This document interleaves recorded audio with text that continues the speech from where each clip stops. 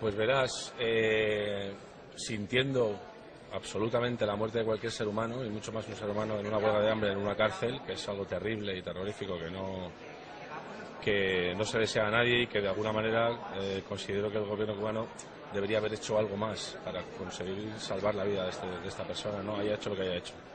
Eso por un lado. Por otro lado, todas esas personas que se llaman disidentes en este país, la gran mayoría de los presuntos disidentes encarcelados en Cuba son terroristas, son gente que ha cometido actos terroristas contra el gobierno cubano, actos de traición a la patria, en fin, un montón de delitos realmente graves que han cometido contra el Estado cubano, ¿no? No son simples disidentes políticos ni prisioneros políticos.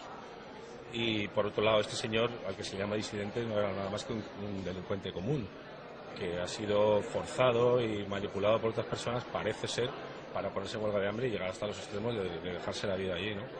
Entonces, considero que el gobierno cubano debería haber hecho algo más por solucionar esa situación y no permitir que un ser humano muera bajo su tutela, que es lo que es un preso.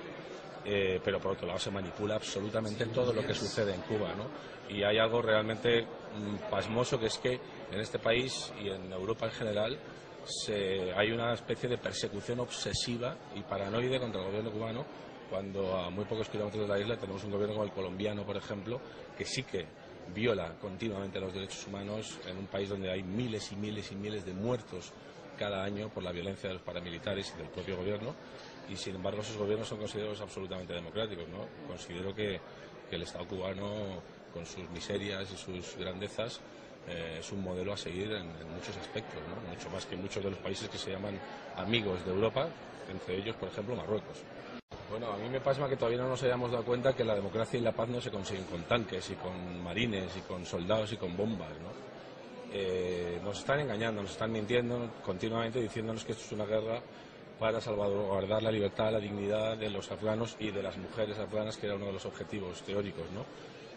Todo esto es una falacia y es una mentira radical. Estamos allí para defender los intereses comerciales de ciertas multinacionales, ¿no? Igual que se está en Irak, igual que se monta la mayor parte de las guerras ahora y siempre, ¿no? Por motivos absolutamente económicos.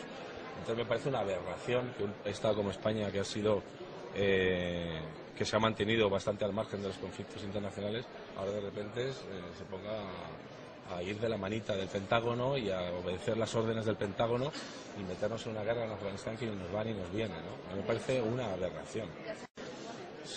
Hay muchas más tropas de las que hubo en Irak, hay mucha más presencia española allí, y los soldados españoles en Afganistán no están haciendo una labor humanitaria. Es absolutamente falso. Están allí asesinando a afganos civiles. Cada bomba que la OTAN lanza contra una boda y asesina a 50 civiles, España, el presidente español y la ministra de Defensa española son directamente responsables del asesinato de miles de civiles en Afganistán y de la ocupación ilegal de un país soberano como es Afganistán, ¿no?